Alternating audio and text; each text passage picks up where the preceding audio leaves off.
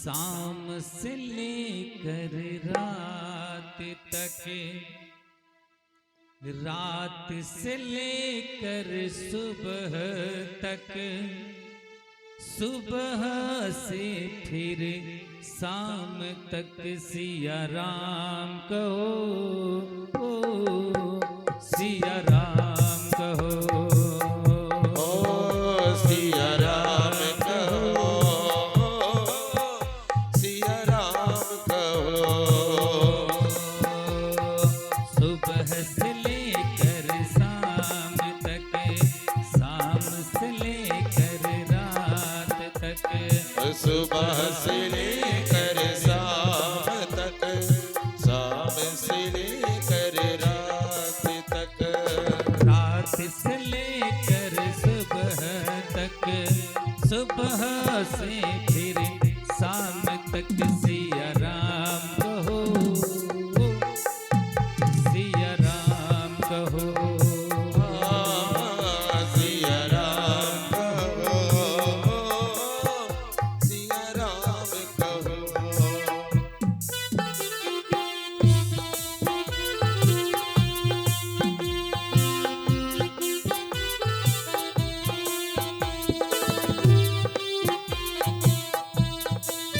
जय हो। सभी लोग थालियों की सेवा करते हो।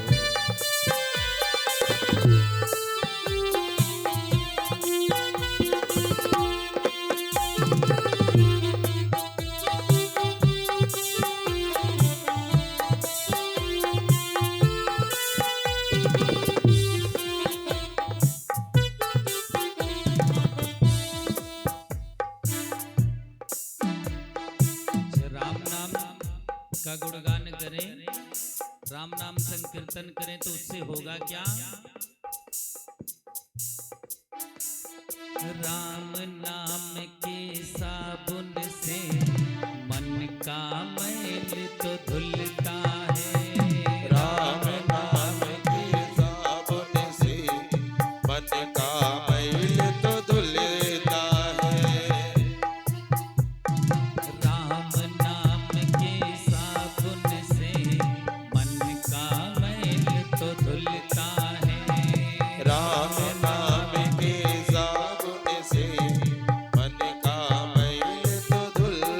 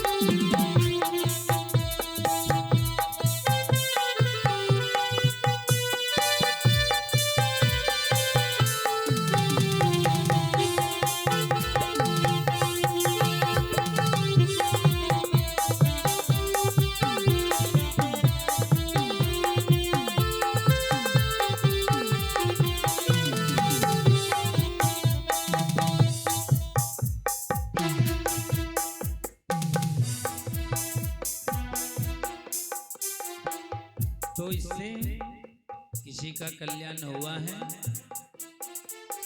किसी ने भगवान नाम संकीर्तन किया तो किसका कल्याण हुआ है। तो क्या कह रहे हैं?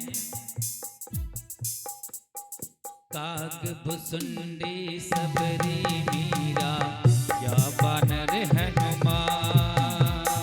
काग भुसुंडी सबरी मीरा बानर हनुमान।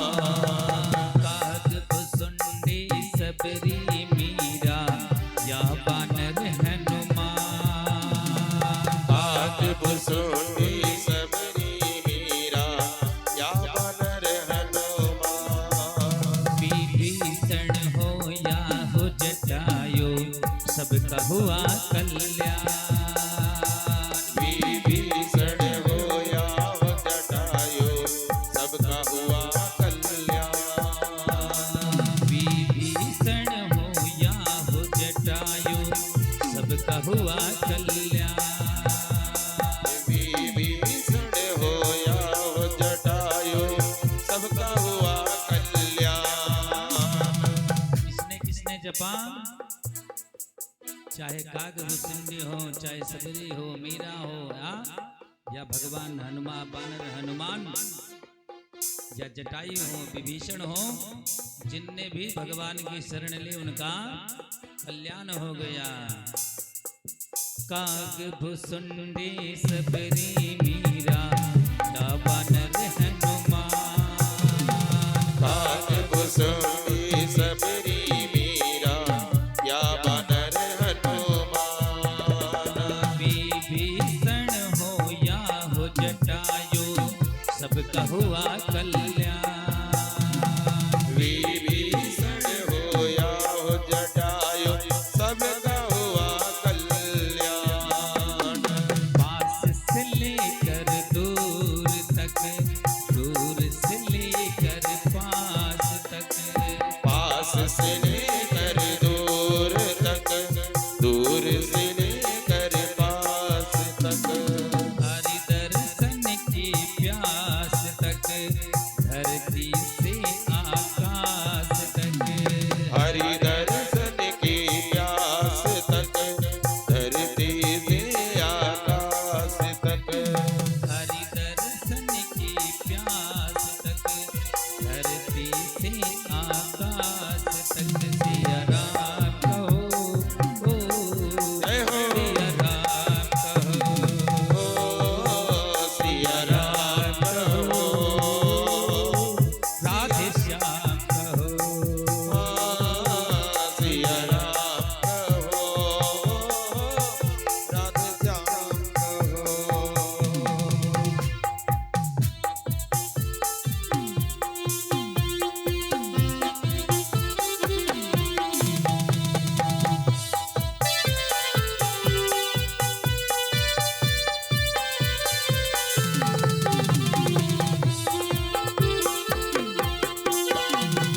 जय हो।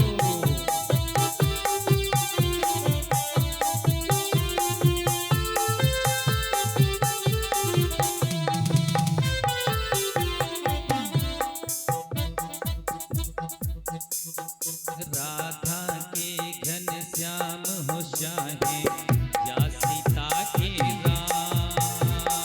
राधा के घन श्याम हो चाहे या सीता के राम। राधा के घन श्याम हो जाए या सीता के राम। राधा के घन श्याम हो चाहे या सीता के राम। नारायण अवतार है दोनों, दोनों है भगवान। नारायण अवतार है दोनों, दोनों है भगवान। नारायण अवतार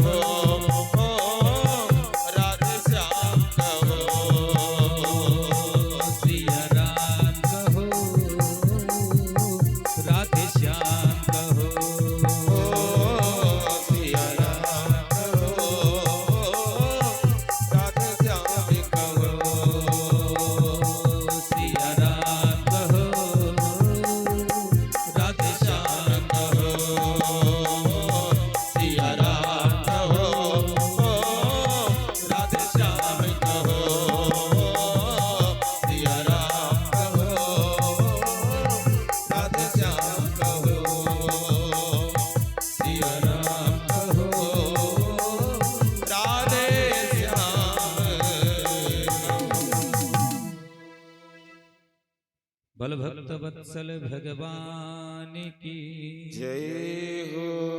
अकारण करुणा गुणालय भगवान गोविंद की वांगमय प्रतिमूर्ति श्रीमद् भागवत महापुराणांतर्गत आज हम सब विश्राम दिवस की कथा, सप्तम दिवस की कथा में उपस्थित हुए हैं। आइए सर्वप्रथम हम सब मिलकर भगवान गोविंद के चरणों में बारंबार प्रणाम करते हैं।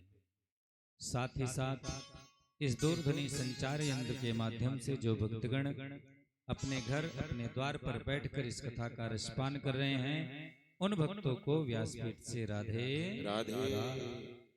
जो भक्तगण कथा पांडाल में उपस्थित हुए हैं, ममतामयी करुणामयी माताएं, भाई बहनें, बंधु बुजुर्ग, उन सबको व्यासपीठ से राधे राधे। जो भक्तगण अभी तक कथा पांडाल में उपस्थित नहीं हुए हैं, उन भक्तों को भी व्यासपीठ से राधे राधे। जो भक्तगण अपने मोबाइल में YouTube के माध्यम से RST भक्ति रस चैनल पर इस कथा का लाइव प्रसारण देख रहे हैं, उन भक्तों को भी व्यासपीठ से राधे राधे। कर्मकांड के आचार्य पंडित शशिकांत पांडे, लक्ष्मीकांत पांडे, उनको भी व्यासपीठ से राधे राधे। संगीत के आचार्यगण, उनको भी व्यासपीठ से Radhe Radhe. Sound system Sunil sound system, उनको भी व्यासपीठ से राधे राधे। और जो लाइव प्रसारण कर रहे हैं RST भक्ति रस चैनल को अपने कंप्यूटर लैपटॉप कैमरा के माध्यम से, अभिषेक पांडे, उनको भी व्यासपीठ से राधे राधे। और परीक्षित के रूप में विराजमान हरिमर्दन सिंह बाबू साहब दरोगा जी, वो उनकी धर्मपत्नी व उनका पूरा परिवार, उन सबको भी व्यासपीठ से राधे राधे।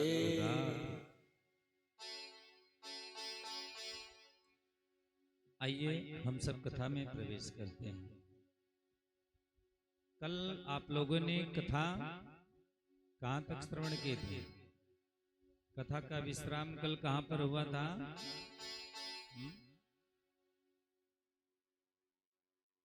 नहीं, आपसे नहीं पूछ रहे हैं, दूसरा कोई बताए तब नहीं जाने। भाई आप तो परिचित हैं, आपको मालूम होगा। आप लोग भी आते बैठ के कथा सुनते, कुछ मालूम है? हाँ? अच्छा, हाँ हाँ, वही पांव धो ली थी आप लोग, इसलिए याद है ना कि कल हाँ रुक्मिणी मैया का और भगवान कृष्ण का पैर धुला था, इसलिए वो सब याद है। बोलो राधे राधे। कल आप लोगों ने श्रवण किया, भगवान रुक्मिणी के पत्र को पढ़ते ही तुरंत ब्राह्मण देवता के साथ पहुंच जाते हैं विदर्भ नगरी में। और विदर्भ नगरी में पहुंचकर वहां पर सभी सेनाओं के शिशुपाल ने जो सेनाएं लगाई थी, और उन सेनाओं के बीच से भगवान ने रुक्मिणी जी का हरण करके लेकर जाते हैं द्वारिका। जब द्वारिका भगवान गए और वहां पर धूमधाम से भगवान का विवाह हुआ। रुक्मिणी का भाई जो था रुक्मी ने प्रतिज्ञा कर लिया, उसने प्रतिज्ञा की,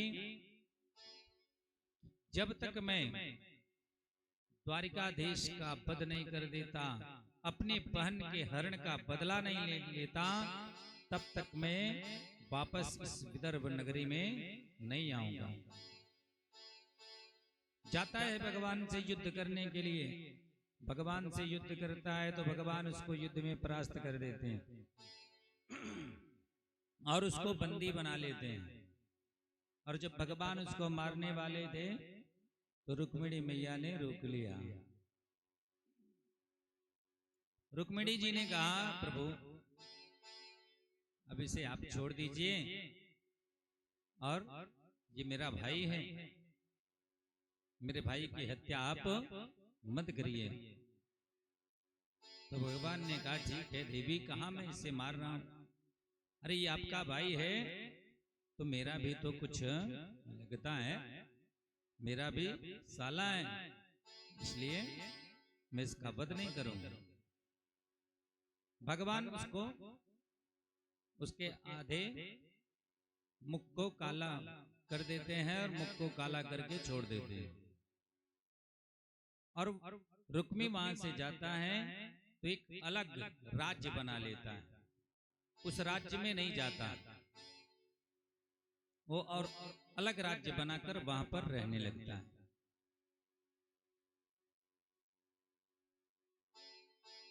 इतनी कथा जब सुखदेव जी महाराज ने श्रवण कराई, सुखदेव जी कहते हैं कि राजन, भगवान के पहले पुत्र, प्रथम पुत्र हुए रुक्मिणी जी से, वो पुत्र जब हुआ तो जब 6 दिन का था तभी एक राक्षस जाता है और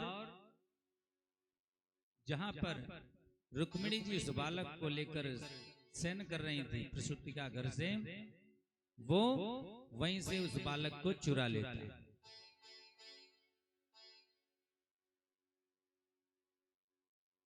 ध्यान दें कथा में। सुखदेव जी कहते हैं कि राजन, जब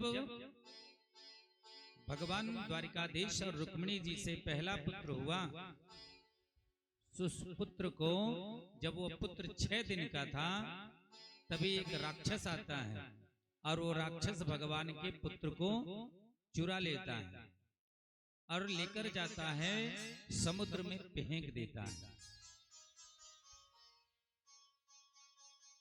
सुखदेव जी कहते हैं कामस्तु देवासुदेवांसो दग्ध प्रागरुद्र मन्युना देहोपपत्तये भूप तमेव प्रतिपत्यता। वो भगवान के पुत्र जो थे 6 दिन के ही थे तभी संबरासुर नाम का राक्षस आता है और संबरासुर के राक्षस ने उस बालक को लिया और लेकर गया, कहां फेंक दिया? समुद्र में फेंक दिया। समुद्र में एक मछली थी, बड़ी मछली, उस मछली ने उस बालक को निगल लिया। वहीं पर कुछ मछुआरे थे, मछुआरे जाल फंसा रहे थे। जैसे ही समुद्र में जाल डाला, वही जो मछली बड़ी वाली थी वो फंस जाती है जाल में। मछुआरों ने बाहर किया तो देखा बड़ी मछली थी, तो मछुआरों ने सोचा यदि मैं इसे लेकर चलूं अपने राजा को दूं तो राजा बड़ा प्रसन्न होगा और उसके बदले में मुझे ढेर सारा धन देगा, पैसा देगा। मछुआरों ने विचार बनाया और लेकर गए कहां? वही राजा शंबरासुर जो था, शंबरासुर के पास लेकर गए उस बड़ी मछली को और मछली को शंबरासुर को दे दिया। शंबरासुर ने बदले में मछुआरों को धन दिया। शंबरासुर अपने रसोइये के बुलाता है, रसोइये से कहता है कि ले जाओ इस मछली को काटो। वो मछुआरा, वो रसोइया जो है लेकर जाता है और मछली को काटता है। जब मछली को काटा तो उसमें देखा क्या? एक छोटा सा बालक था जो जीवित लेकर आता है। महाराज शंबरासुर को बताता है, महाराज इसमें तो ये जीवित बालक है।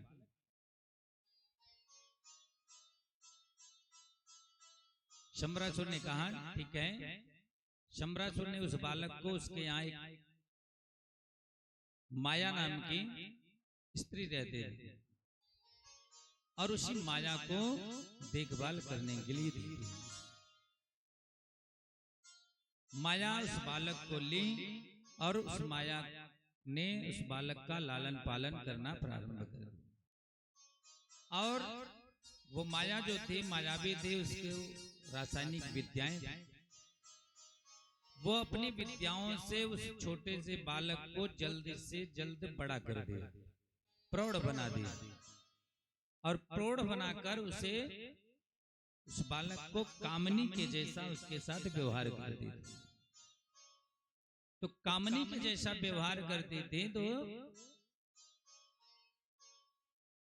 उस बालक ने पूछा,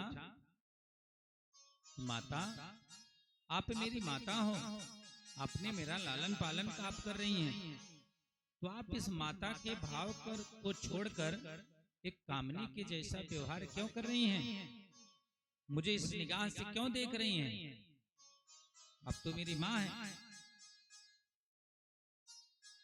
तब जाकर उस माया ने उस बालक को बताया कि आप मेरे पूर्व जन्म के पति हैं।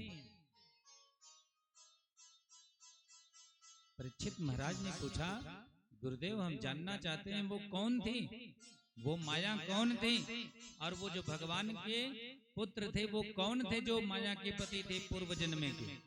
आप कृपा करके हमें वो कथा श्रवण कराएं। सुखदेव जी कहते हैं कि राजन, एक बार की बात, भगवान भूत भावन भोलेनाथ भगवान की तपस्या कर रहे थे। भगवान की तपस्या कर रहे थे, तो उसी समय इंद्र जो थे, इंद्र को लगा कि कहीं भगवान भूत भावन भोलेनाथ हमारा इंद्रासन न छीन ले, कहीं मेरा स्वर्ग न छीन ले।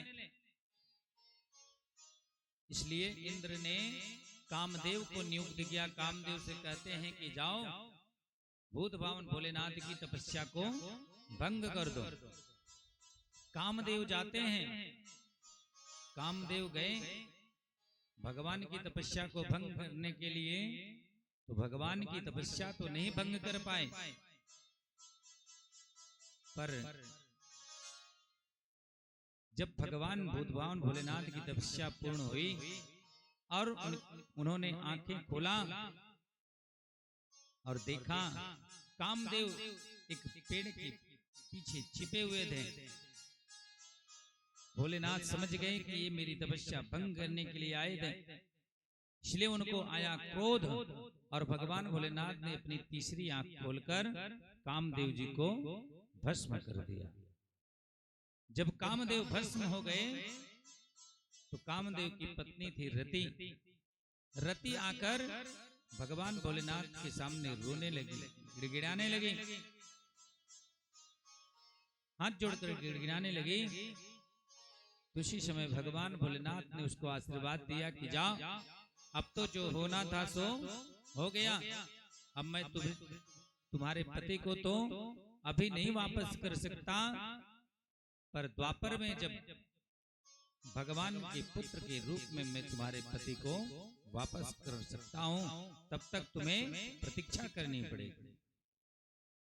भोलेनाथ कहते हैं, बाबा जी ने लिखा है, कृष्ण तनय हुई हई पति तोरा, बचनवन काहो इन मोरा। राम सिया राम, सिया राम जय जय राम। राम सिया राम, सिया राम जय जय राम। राम सिया राम, सिया राम जय जय राम। राम सिया राम, सिया राम जय जय राम। कृष्ण तनय हुई है पति तोरा, बचन अन्यथा होई न मोरा।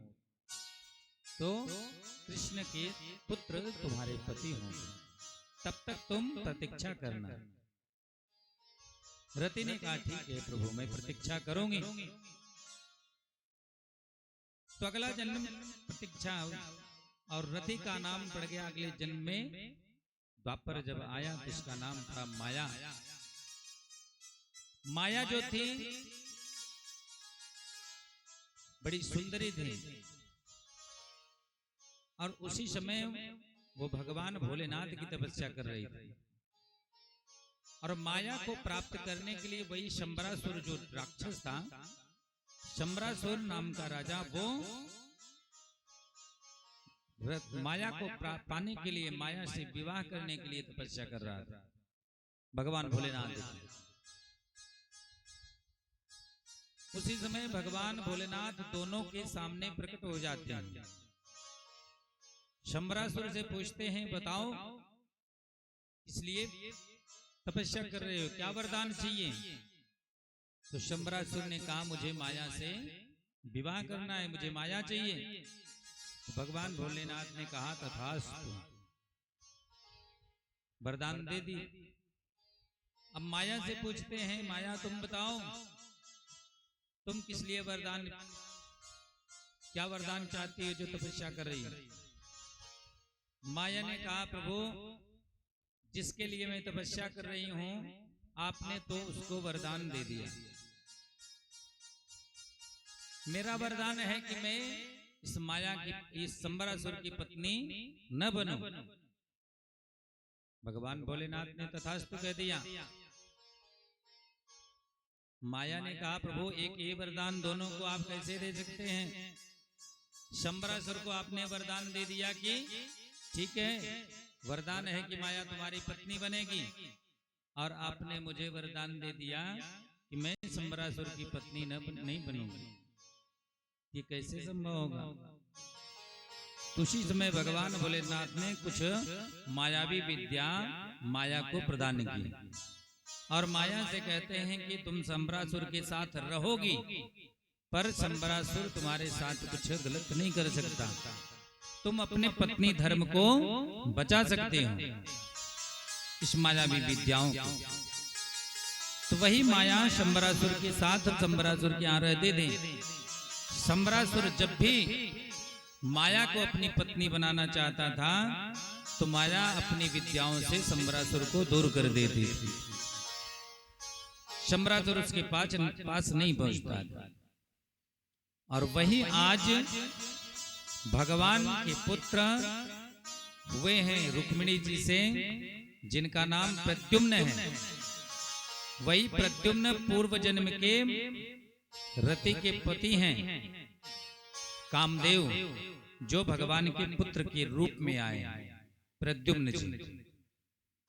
तो जब देखा प्रद्युम्न जी को, तो वो माया ने पहचान लिया, और माया ने सब कुछ बताया प्रद्युम्न जी को कि आप जो हैं मेरे पूर्व जन्म के पति हैं, आपका नाम कामदेव, और आपको भगवान भोलेनाथ ने भस्म कर दिया था, और इस समय आप जो हैं द्वारिकाधीश श्री कृष्ण के पुत्र हैं। जब ये सब माया ने बताया तो प्रद्युम्न जी को समझ में आ गया। तो माया ने जो मायावी विद्याएं भगवान भोलेनाथ से प्राप्त की थी, वो सब मायावी विद्याएं प्रद्युम्न जी को बता देते हैं, और प्रद्युम्न जी उस मायावी विद्याओं का प्रयोग करके शंबरासुर का वध करते हैं, और उस माया के साथ जाते हैं, माया के साथ विवाह कर लेते हैं। इतनी कथा जब परीक्षित जी ने श्रवण की, तो हाथ जोड़कर परीक्षित जी कहते हैं कि हे गुरुदेव, मैंने सुना है कि भगवान के और भी विवाह हुए हैं, भगवान के और भी विवाह हुए हैं, कृपा करके आप उन विवाहों की चर्चा आप हमसे करें। आपने ही तो बस एक ही विवाह की चर्चा की। सुखदेव जी कहते हैं कि राजन, आसीत् सत्राजितः सूर्यो भक्तस्य परमसखा त्रितस्मै मणिः स्प्रादात् सूर्यस्तुष्टः समन्तकः। सुखदेव जी कहते हैं कि राजन, एक राजा थे जिनका नाम था सत्राजित। सत्राजित जो थे, ये भगवान सूर्य के बड़े भक्त थे और उनके मित्र भी थे। तो खूब भक्ति करते थे सूर्य भगवान की, और उन्होंने अपने राज्य में अपने यहाँ सूर्य भगवान का मंदिर भी बना लिया। सूर्य भगवान का मंदिर बना के खूब पूजा करते थे। तो सूर्य भगवान प्रसन्न हुए, और प्रसन्न होकर सूर्य भगवान ने उसको एक मणि दी, जिस मणि का नाम था समंतक मणि। उस मणि का प्रभाव था, उस मणि से दिन में, एक दिन में 8 बार सोना वह मणि देती थी। 8 बार सोना मणि देती थी। एक दिन की बात, सत्राजित जो थे गए उग्रसेन की सभा में। उग्रसेन महाराज की सभा में गए, और वहां पर उन्होंने वो मणि पहन कर गए थे। मणि को पहन कर गए थे, और वहीं पर जाकर बार बार मणि पर हाथ फेरते। बैठे हैं और मणि पर हाथ फेर रहे हैं। बढ़िया। कुछ लोग होते हैं ना, जैसे बढ़िया पहन लिए खूब कुर्ता पैंट, और ऊपर से चैन पहन लिए मोटी वाली, चाहे वो डुप्लीकेट वाली हो, कोई बात नहीं। हाँ? पर पहुंचेंगे तो जहां पहुंचे रहेंगे तो ऊपर डाल देते हैं तो कोई देखे। हाँ? और नहीं यदि देखता है तो उस पर हाथ बार बार थोड़ा इधर उधर करते रहते हैं कि लोगों की निगाह पड़ जाए। तो दिखाने के लिए, तो वैसे वो भी सत्राजित भी अपनी मणि पर हाथ फेरता था बार बार। जब बार बार मणि पर हाथ फेर रहा था तो भगवान द्वारिकाधीश ने देखा। द्वारिकाधीश ने कहा, अरे सत्राजित, ये मणि तो बड़ी अच्छी है तुम्हारी, और ये मणि तुम्हें मिला है, सूर्य भगवान ने दिया है, अच्छी बात है। तो ये दिन में 8 बार सोना देता है, तो सोना तुम क्या करोगे? ये 8 बार सोना जो दिन में देता है, तो तुम क्या करोगे सोने का? तुम एक काम करो, ये मणि जो है महाराज उग्रसेन को दे दो, और महाराज उग्रसेन मणि को लेंगे तो उससे जो सोना प्राप्त होगा, उस सोने से प्रजाओं की देखभाल करेंगे, प्रजा खुशहाल रहेंगे। सत्राजित ने कहा, नहीं, ये मणि मेरी है और मैंने इसे प्राप्त किया है भगवान सूर्य से, इसलिए मैं इस मणि को किसी को नहीं दूंगा। भगवान ने कहा, ठीक है, कोई बात नहीं, तेरी मणि है भाई, इसमें तेरा अधिकार है, कोई जबरदस्ती तो है नहीं देना चाहता तो मत दे।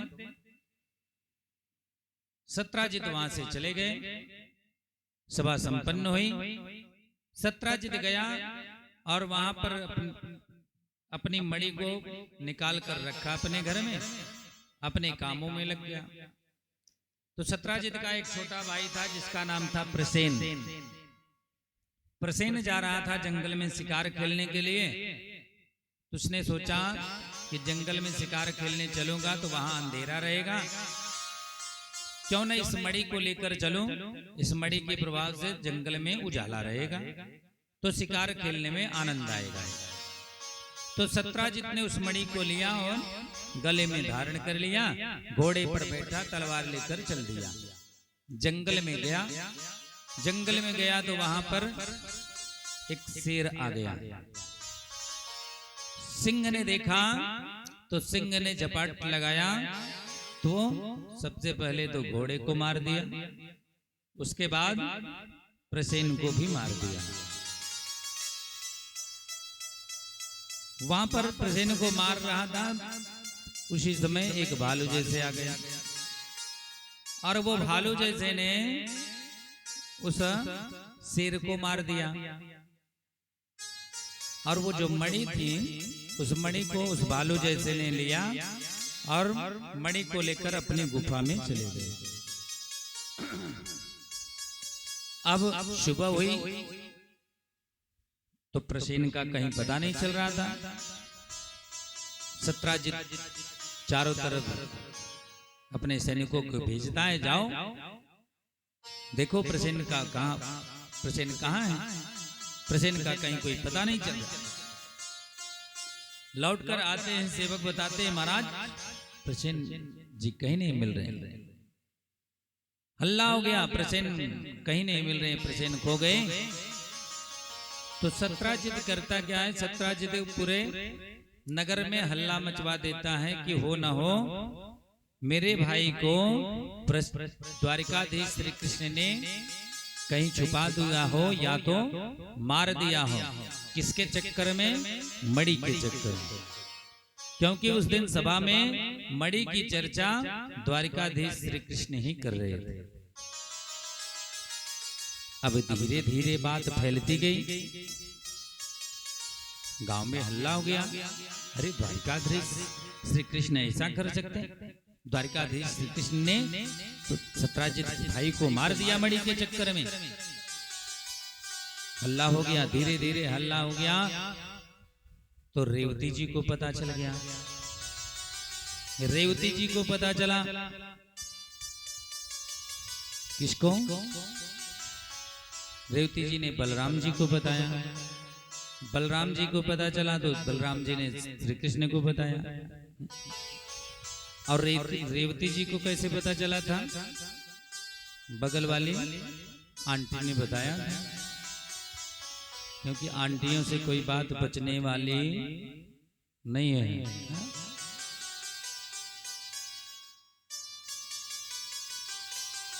माताओं से कोई बात बचने वाली नहीं है। जो उनको श्राप मिला है, किसने दिया है श्राप मालूम है किसी को? किसी को मालूम है कि स्त्रियों को श्राप किसने दिया है कि आज के बाद स्त्रियों को, स्त्रियां जो है कोई बात पचा नहीं सकती अपने पेट से? युधिष्ठिर जी महाराज ने दिया है श्राप। कब? जब युधिष्ठिर महाराज तर्पण कर रहे थे अपने भाइयों के लिए, अपने पूर्वजों का तर्पण कर रहे थे, तो उसी समय कुंती बुआ आती है। कुंती जी आते हैं। कुंती जी ने युधिष्ठिर जी से कहा, बेटा अरे तुमने सबके लिए तर्पण किया पर तुमने कर्ण के लिए तर्पण नहीं किया। कर्ण के लिए भी तर्पण कर दो। युधिष्ठिर जी ने कहा, मां अरे मैं कर्ण के लिए तर्पण मैं क्यों करूं? अरे कर्ण मेरा क्या लगता था? कर्ण तो किसका पुत्र था? सूत का पुत्र था। तो सूत पुत्र कर्ण का तर्पण मैं किस लिए करूं? तो समय कुंती जी ने बताया, बेटा ये जो कर्ण था वो सूत पुत्र नहीं था, वो तुम्हारा बड़ा भाई था, वो मेरा पुत्र था, आपका पुत्र था। माने मां आपने पहले क्यों नहीं बताया? यदि आपने पहले बताया होता तो आज मेरा भाई जीवित होता। वो मेरा भाई नहीं मरता, पर आपने इतनी बड़ी बात मुझसे छुपा ली। ये बात कब की थी? ये जब कुंती जी का विवाह नहीं हुआ था। कुंती जी का विवाह नहीं हुआ था तो उस समय कुंती जी अपने मामा के यहाँ रहते थे, कुंती भोज के यहाँ, वहीं पर रहती थी। और दुर्वासा जी एक बार आते हैं चातुर्मास करने के लिए कुंती भोज के यहाँ, तो कुंती जी को नियुक्त किया जाता है उनकी सेवा करने के लिए। तो दुर्वासा जी की खूब कुंती जी ने सेवा किया, सेवा किया। और जब चातुर्मास पूर्ण हुआ तो दुर्वासा जी जाने के लिए तैयार हुए। कुंती जी ने प्रणाम किया तो दुर्वासा जी बड़े प्रसन्न हुए और दुर्वासा जी ने कहा, कुंती, तुमने मेरी बड़ी सेवा की है, तुम मुझसे कोई वरदान मांग लो, मैं तुझे वरदान दूंगा। तो कुंती जी सोच रही थी क्या वरदान मांगू, कुछ नहीं बोली। तो दुर्वासा जी ने स्वयं वरदान दे दिया और एक मंत्र दिया, जिस अमोघ मंत्र जिसको कहते हैं,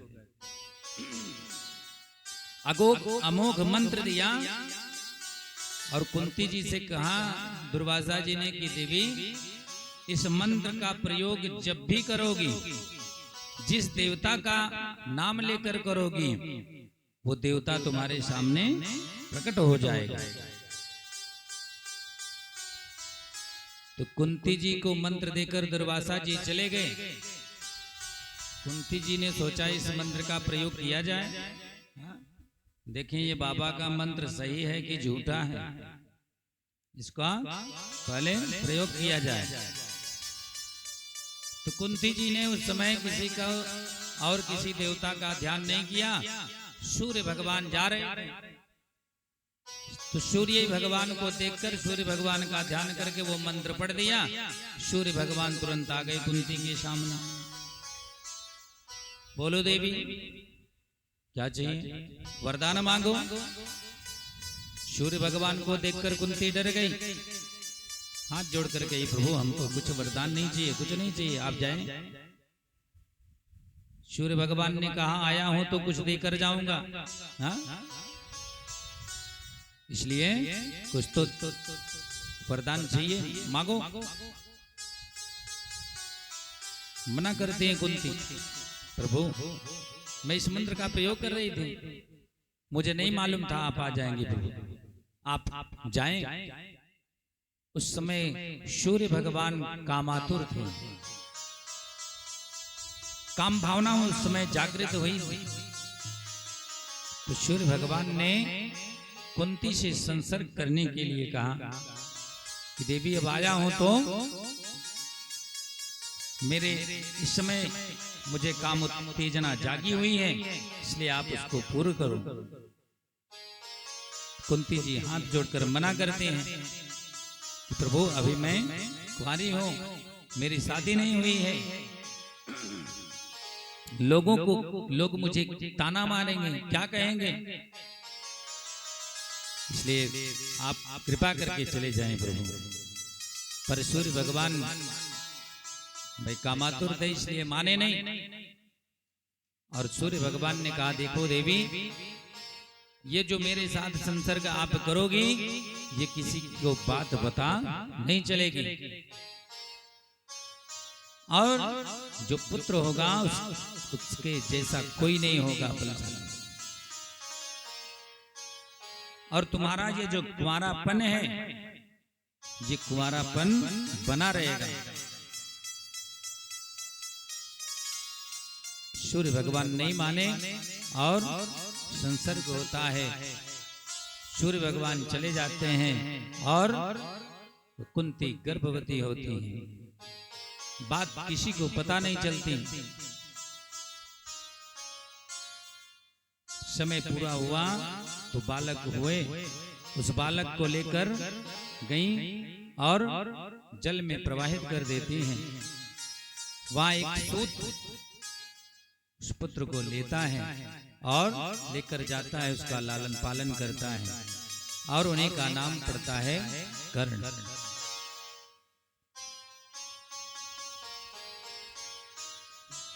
तो युधिष्ठिर जी ने कहा मां, आपने इतनी बड़ी बात मुझसे छुपाई, पहले बताया होता तो आज जो मेरा भाई जीवित होता, मेरे हाथों मारा नहीं जाता। तो उसी समय युधिष्ठिर जी ने कहा जाओ, आज से मैं स्त्रियों को श्राप देता हूं कि स्त्रियों से कोई बात बचेगी नहीं, वो कोई बात छुपा नहीं सकती, किसी न किसी से कहना निश्चित है। बोलो राधे राधे।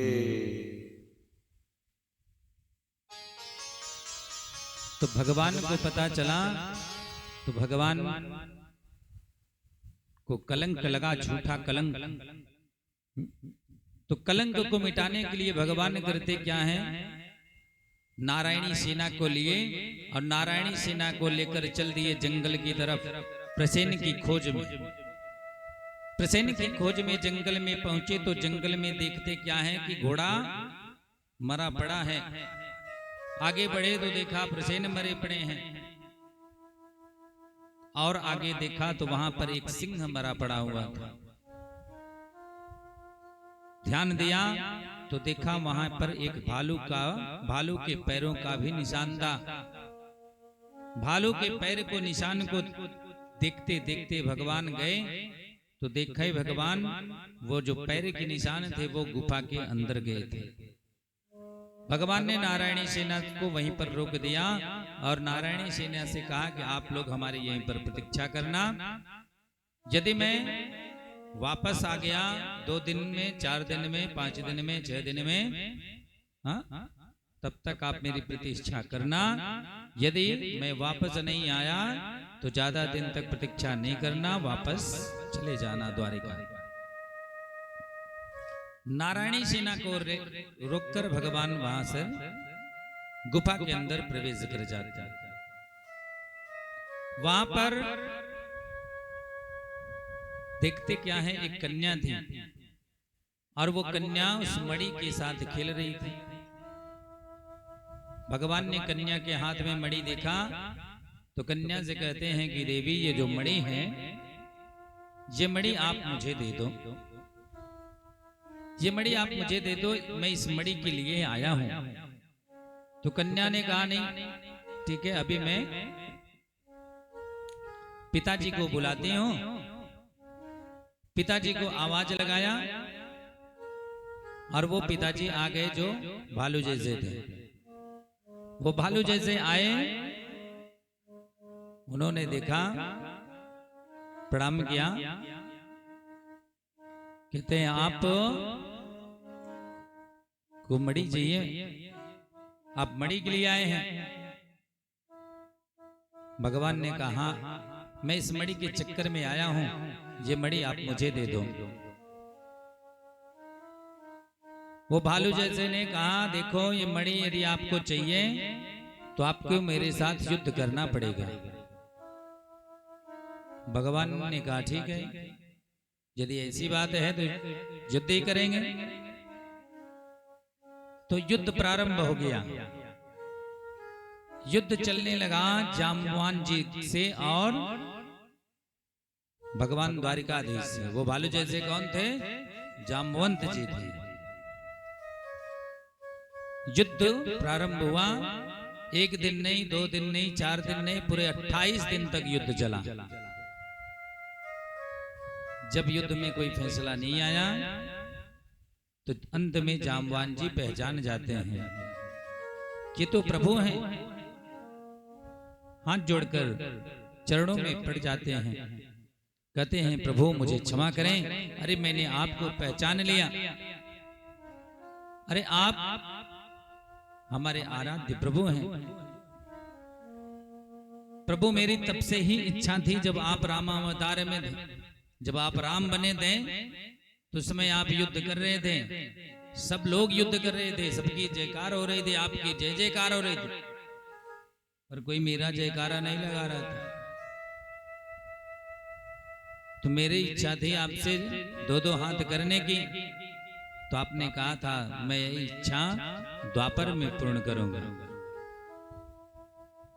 और मेरी एक और भाव था मेरा, जब आप राम बने थे तो मैं आपको पुत्र के रूप में देखता था, आपको पुत्र ही समझता था। अब आप द्वापर में आए हैं तो मैं भी चाहता हूं कि ये भाव जो है ये बना रहे, इसलिए आपको ये मणि चाहिए। और ये मणि मैंने अपने इस कन्या को दे दिया है, कन्या को दी हुई चीज वापस नहीं लेनी चाहिए, इसलिए आप इस कन्या के साथ विवाह कर लें और बदले में मणि भी ले।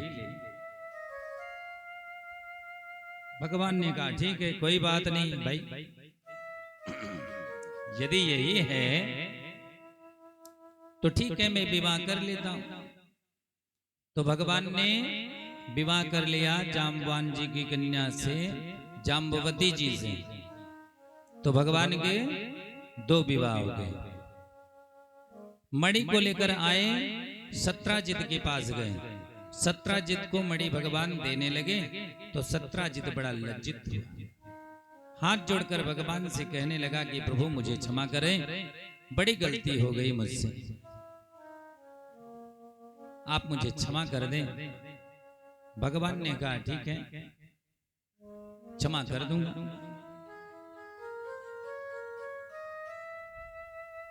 सत्राजित ने कहा प्रभु ऐसे क्षमा नहीं करेंगे, आप ये मणि वापस ले लें, तब मैं समझूंगा कि आपने मुझे क्षमा कर दिया। भगवान ने कहा नहीं, मणि मुझे नहीं चाहिए, मणि तुम्हारे पास रहेगी। सत्राजित ने कहा ठीक है प्रभु, तो एक काम दूसरा कर दीजिए। क्या? मेरी एक कन्या है, उस कन्या के साथ आप विवाह कर लें। तो भगवान का तीसरा विवाह सत्राजित की कन्या से हुआ, जिसका नाम था सत्यभामा। मणि को देने लगा दहेज में, भगवान ने मना कर दिया कि देखो यदि मणि दोगे तो दुनिया वाले यही कहेंगे कि मणि के चक्कर में इतना सब काम कर रहे थे, इसलिए मणि तुम अपने पास रखो, इसका जो सोना देती है 8 बार ये, वो सोना मेरे पास भेजते रहना। सत्राजित ने कहा ठीक है। तो इस प्रकार से भगवान के 3 विवाह हो गए। भगवान का अगला विवाह मित्रविंदा के साथ होता है, जो अरवांत देश के राजा थे, उन्हीं के साथ होता है। बिंद और अनविंद, ये विंद और अनविंद की बहन थी, भगवान से बड़ा बैर करते थे, पर मित्रविंदा जो थी वो भगवान को चाहती थी। तो इसने स्वयंवर रचा और उसी स्वयंवर में भगवान जाते हैं और बिंदु और अरविंद के देखते देखते वहां से इस कन्या का हरण कर लेते हैं, सभी राजाओं को परास्त करके। तो भगवान का चौथा विवाह मित्रविंदा के साथ हुआ। भगवान का 5वां विवाह सत्या के साथ हुआ, जो कौशल क्षेत्र के, कौशल देश के राजा थे, नग्नजित उनकी कन्या थी। नग्नजित की एक शर्त थी कि मैं अपनी कन्या का विवाह उसी के साथ करूंगा जो मेरे, उसके पास 7 बैल थे, तो उसके साथ 7 बैल थे उसके पास। तो उसकी यही प्रतिज्ञा थी कि एक साथ जो 7 बैलों को नाथेगा वही मेरी कन्या के साथ विवाह करेगा। तो भगवान को पता चला, तो भगवान गए और 7 रूप बनाया। भगवान 7 रूप बनाकर एक साथ 7 बैलों को नाथ देते हैं और सत्या के साथ विवाह कर लेते हैं। उनका 6ठा विवाह हुआ भद्रा से, जो कैके देश के राजा थे, दुष्टकेतु। 7वां विवाह लक्ष्मणा के साथ हुआ, जो मछली का भेदन करके भगवान ने उनके साथ किया था। और 8वां विवाह हुआ कालिंदी के साथ, जो भगवान सूर्य की कन्या थे, भगवान का विवाह उनके साथ हुआ। इस प्रकार कितने भगवान के विवाह हो गए? 8 विवाह। कहते हैं भगवान एक बार एक ही मंडप में 16,100 कन्याओं के साथ विवाह किया। परीक्षित जी ने कहा महाराज गुरुदेव, ये कैसे संभव हो सकता है? 16,100 कन्याओं के साथ एक ही मंडप में विवाह भगवान ने किया, कैसे? सुखदेव जी कहते हैं कि राजन, एक राजा था जिसका नाम था भौमासुर। वो भौमासुर राजा जो था बड़ा बलशाली था। उसने भी प्रतिज्ञा कर लिया था क्या कि मैं 16,108 कन्याओं के साथ विवाह करूंगा। भौमासुर ने प्रतिज्ञा की थी। वो जहां जाता, जिस राज्य पर आक्रमण करता, वहां के राजा को परास्त करता और वहां जितनी कन्याएं रहती थी सब कन्याओं को लेकर आता, अपने बंदी गृह में डाल देता। इसी प्रकार करते करते भौमासुर ने 16,100 कन्याओं को बंदी बना लिया। 8 बाकी थी। तभी भगवान को पता चला और भगवान जाते हैं। सबसे पहले उसके यहाँ एक दैत्य था, मुर दैत्य नाम का दैत्य। तो उस मुर दैत्य का वध करते हैं तो भगवान का वहां एक नाम पड़ता है मुरारी। बोल मुरारी भगवान की जय हो। तो मुर दैत्य का वध करने के बाद भगवान ने उस भौमासुर का वध किया। भौमासुर का वध करके भगवान ने 16,100 कन्याओं को मुक्त कर दिया बंदी गृह से। भगवान ने उन कन्याओं से कहा, देवियों अब आप लोग जाओ, अपने अपने घर को चली जाओ। कन्याओं ने हाथ जोड़कर कहा, प्रभु हम जाएं कहां? हम कहां जाएं? अब हमें कौन अपनाएगा? अरे कन्या एक बार घर से बाहर चली जाती है तो उसे दोबारा कोई अपनाता नहीं है, इसलिए हम कहां जाएं? हमें कौन अपनाएगा? हे प्रभु अब आप मिल गए हैं, अब हमें और कहीं नहीं जाना है। क्या कहती हैं? मुझे तुम मिल गए मोहन, मुझे तुम मिल गए मोहन, जमाना नजारा हो तो ऐसा हो, मुझे तुम मिल गए मोहन, नजारा ऐसा हो। मुझे तुम मिल गए मोहन, सहारा हो तो ऐसा हो, मुझे तुम मिल गए मोहन, सहारा ऐसा हो। हे प्रभु अब आप मिल गए हैं, अब किसी के सहारे की जरूरत हमको नहीं है, बस आप मिल गए हैं। मुझे तुम मिल गए मोहन, मुझे तुम मिल गए मोहन, सहारा हो तो ऐसा हो, मुझे तुम मिल गए मोहन, सहारा हो तो ऐसा हो। नजारे और क्या देखो, नजारे और क्या देखो, नजारे और क्या देखो, नजारे और क्या देखो, नजारा हो तो ऐसा हो, ओ नजारे और क्या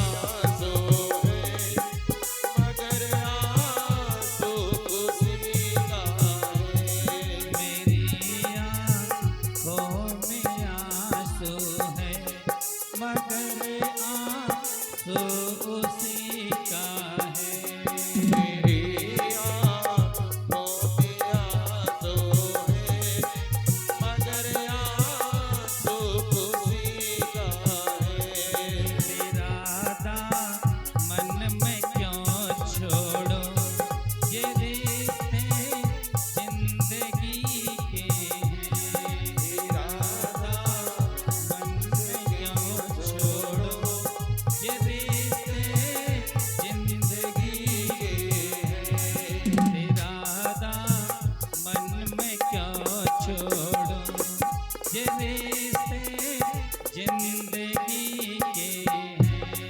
इरादा मन से क्यों छोड़ो, ये रिश्ते जिंदगी के हैं। हमें तो नाज है उस पर, हमें तो नाज है उस पर, हमें तो नाज है उन पर, हमें तो नाज है उन पर। सहारा है तो ऐसा है। हमें तो नाज है इस पर, सहारा हो तो ऐसा हो।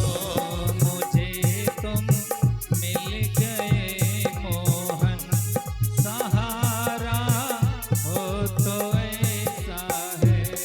मुझे तुम मिल गए मोहन, सहारा हो तो ऐसा हो। नजारे और क्या देखो, नजारे और क्या देखो, नजारा हो तो ऐसा है। ओ नजारे और क्या देखो, नजारा हो तो ऐसा हो। मुझे तुम मिल गए मोहन, सहारा हो तो ऐसा है। मुझे तुम मिल गए मोहन, सहारा हो तो ऐसा हो। सहारा हो तो ऐसा हो, सहारा हो तो ऐसा हो। श्री राधे। 16,100 कन्याओं ने कहा है प्रभु आप मुझे मिल गए, अब और किसी का सहारा हम लोगों को नहीं है, इसलिए हे प्रभु अब आप ही हमें सहारा दो। कौन हमको अपनाएगा? भगवान ने कहा कोई बात नहीं, अरे जिसका कोई नहीं उसका मैं हूं, चलो हमारे साथ। भगवान सबको लाते हैं और एक साथ सबके साथ विवाह करते हैं। इस प्रकार से भगवान के कुल मिलाकर कितने विवाह हो गए? 16,108 विवाह भगवान के हो गए। आगे भगवान की संतति का वर्णन करते हैं। कहते हैं भगवान कि जितनी पत्नियां थीं, सभी पत्नियों से भगवान से एक एक कन्या हुई हैं और 10-10 पुत्र हुए। 10-10 पुत्र और एक एक कन्या हुई हैं सभी पत्नियों से। सोचिए भगवान की कितनी संतति रही होगी। 16,108 गुणे 11 करिए, उतना भगवान की संतति का वर्णन है। बोलो राधे राधे। एक दिन की बात, भगवान हास परिहास करते हैं। भगवान ने सोचा कि सभी की पत्नियां नाराज होती हैं, सभी की पत्नियां नाराज होती हैं, पर आज तक हमारी जितनी पत्नियां हैं कोई हमसे नाराज नहीं हुई। आज मैं देखता हूं कि मेरी पत्नी ऐसे नाराज होती हैं। पति पत्नी में झगड़ा होता है, पर हमारी पत्नियां तो कभी हमसे लड़ती ही नहीं, झगड़ती ही नहीं। कैसे रहते हैं सब?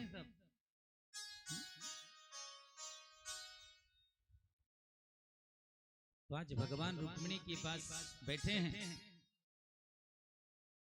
और रुक्मिणी खड़ी हैं भगवान के पास। भगवान रुक्मिणी जी से कहते हैं कि देवी एक बात बताओ, आप आपने मुझ में ऐसा क्या देखा जो आपने मेरे साथ विवाह कर लिया?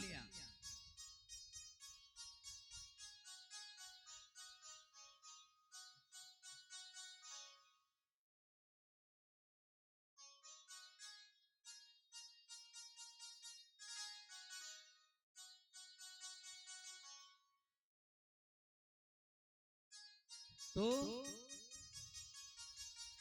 मुझ में क्या देखा आपने जो आपने मेरे साथ विवाह कर लिया? रुक्मिणी मैया कुछ नहीं बोल रही है। भगवान ने कहा, देवी अरे तुमसे विवाह करने के लिए कितने राजा महाराजा आए थे। अरे वो चेदीराज शिशुपाल आया था, आपको शिशुपाल के साथ विवाह कर लेना चाहिए था। तब पर वे देखा तो भगवान ने रुक्मिणी मैया कुछ नहीं बोल रही हैं। फिर भगवान कहते हैं कि देवी अब भी कुछ नहीं बिगड़ा है। यदि आप चाहो तो आप जा सकते हो और जाकर उस शिशुपाल के साथ विवाह कर सकती हो। जैसे ही भगवान ने कहा कि जाकर शिशुपाल से विवाह कर लो, रुक्मिणी मैया तो बेहोश होकर गिरने लगी। भगवान ने उठा थाम लिया, जल का छींटा मारा, रुक्मिणी जी होश में आई।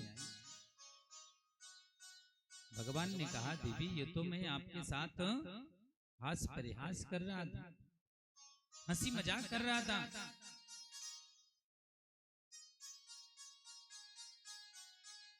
रुक्मिणी मैया ने कहा, प्रभु आप ऐसी हंसी मजाक क्यों कर रहे हैं? ऐसा हास परिहास आज दोबारा मत करिएगा। अरे ये तो मेरे ब्राह्मण देवता की, मेरे गुरु की कृपा थी, तब जाकर आपके साथ मेरा विवाह हुआ। मेरे हाथों में मेहंदी लगी, ये सब मेरे गुरु की कृपा थी। मैंने ब्राह्मण देवता को भेजा, न होता पत्र लेकर तो आज ये संभव नहीं होता। रुक्मिणी जी ने कहा, आप दोबारा ऐसा हास परिहास मत करो। आगे सुखदेव जी कहते हैं कि राजन, एक बार की बात, भगवान अपने संततियों के साथ, अपने बच्चों के साथ घूमने के लिए गए थे। जाते हैं ना सब अपने बच्चों के साथ पिकनिक मनाने, घूमने टहलने। तो इसी प्रकार से भगवान भी अपने बच्चों के साथ, अपने संततियों के साथ घूमने के लिए गए। और भगवान एक जगह पर बैठ जाते हैं। भगवान के जो बालक थे वो सब खेल रहे थे।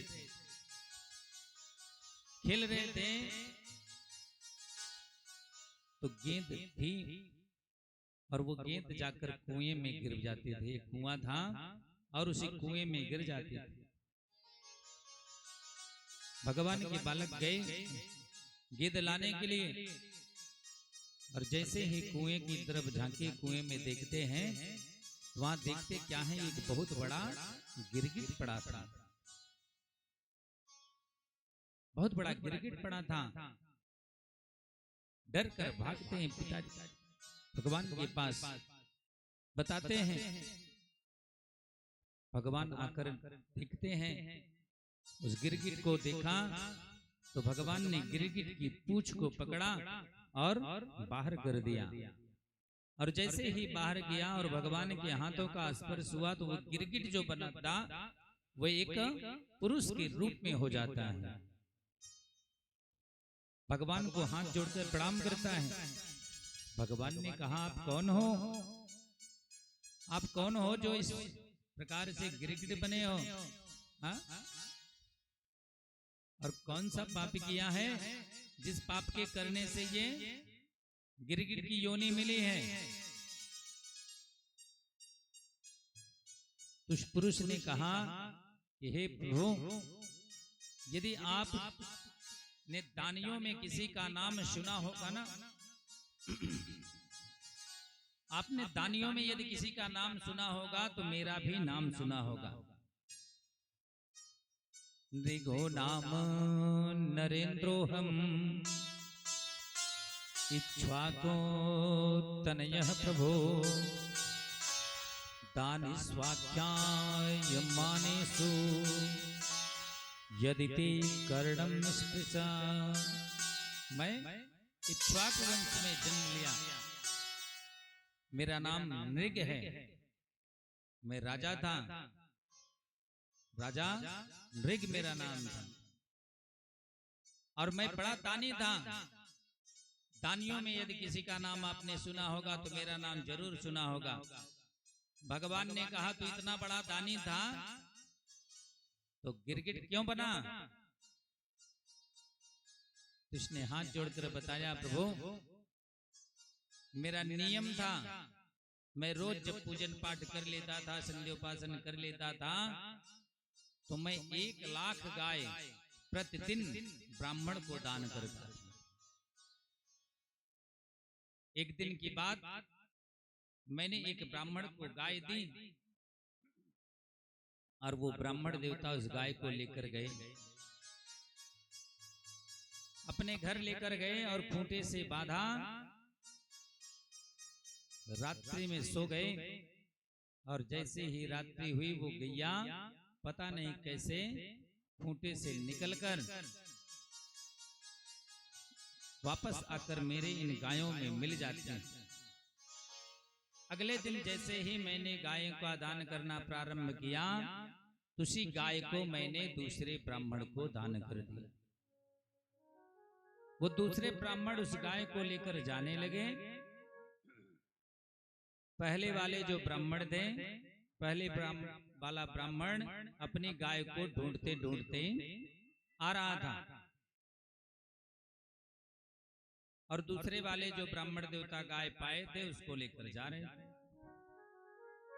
पहले वाले ब्राह्मण ने देख लिया, गाय को पहचान लिए, ये तो मेरी गाय है, राजा ने कल यही गाय तो मुझे दान दिया था। दूसरे वाले ब्राह्मण से कहते हैं, ये भैया ये मेरी गाय आप लेकर कहां जा रहे हो? ये गाय मेरी है। दूसरे वाले ब्राह्मण बोला, नहीं ये गाय तो मेरी है, मैं अभी अभी इसको दान में पाया हूं। पहले वाले ब्राह्मण ने कहा, ये कैसे हो सकता है? अरे ये गाय तो राजा ने मुझे कल दान में दी थी, जो रात्रि में चली गई। दूसरे वाले ब्राह्मण ने कहा, अरे अभी अभी ये गाय मुझे राजा ने दान दिया और मैं लेकर जा रहा हूं अपने घर, दोनों में लड़ाई हो गई।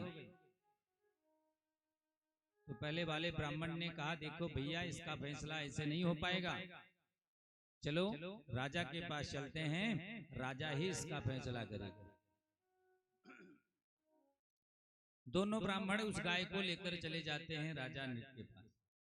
राजा से पूछते हैं, पहले वाले ब्राह्मण ने पूछा, महाराज कल आप सुबह गाय दान कर रहे थे हो? बोले हाँ। तो आपने ये गाय मुझे दान किया था? राजा ने मूड़ी हिलाकर कहा, हाँ दिया था मैंने आपको दान। दूसरा वाला जो ब्राह्मण था वो बोला, महाराज ये बताइए अभी अभी आपने इस गाय को मुझे दान में दिया? फिर मूड़ी हिलाकर राजा ने कहा, हाँ दिया। दोनों ब्राह्मण बिगड़ गए। अरे राजा ये कैसे हो सकता है? कल भी आपने इसी गाय को दान में मुझे दिया था और आज इसको दे रहे हैं, दोनों को आपने हाँ कर दिया। आप गिरगिट की तरह रंग बदलते हो।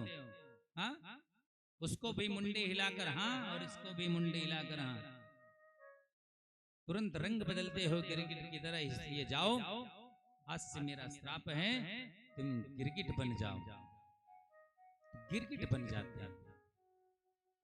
इसलिए एक वस्तु दान जो दे दी जाए तो दोबारा ब्राह्मण से वही वस्तु लेकर दूसरे ब्राह्मण को दान नहीं करना चाहिए ना। कुछ लोग होते हैं, पता चला महाराज के देहन धोती गंजी रुमाली, ब्राह्मण आएगन कहीं महाराज जी धोतिया गंजिया दे देता है, आपके पदवम दे दे नहीं दान कर दिया। ये दान ऐसे नहीं करना चाहिए। वही चीज जाओ दूसरा खरीद कर लाओ और दान करो। तो एक ही गाय को कई ब्राह्मणों को दान नहीं करना चाहिए, नहीं तो गिरगिट बनना पड़ेगा। बोलो राधे राधे। राजा नृग ने कहा महाराज हे प्रभु यही मेरा पाप था कि मुझसे गलती हो गई, अनजाने में मुझसे गलती हो गई। अब तो लोग जानकर ऐसी गलती करते हैं। राजा नृग ने कहा ये मुझसे गलती अनजाने में हो गई, मुझे मालूम नहीं था। अब कहाँ 1 लाख गाय हाँ उसमें आकर मिल जाए तो मुझे क्या पता। तब से लेकर प्रभु आज तक मैं इसी कुएं में गिरगिट बना पड़ा हूं। ये तो आपके हाथों का स्पर्श हुआ तो मेरा कल्याण हो गया। राजा नृग ने भगवान को प्रणाम किया, भगवान ने आशीर्वाद दिया। राजा नृग अपने राज्य चले जाते हैं। एक दिन की बात नारद जी के मन में आया, यहाँ लोग एक पत्नी से परेशान हैं, एक पत्नी से परेशान है, उसकी जरूरत को पूर्ण नहीं कर पाते। और भगवान की कितनी पत्नियां हैं? 16,108 पत्नियां हैं। भगवान 16,108 पत्नियों का उनकी जरूरत कैसे पूर्ण करते होंगे?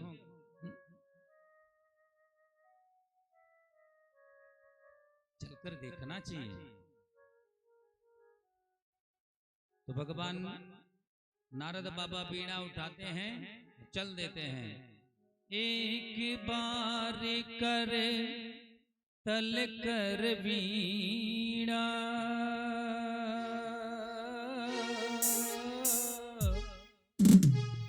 गावत हरि गुण गान प्रवीणा।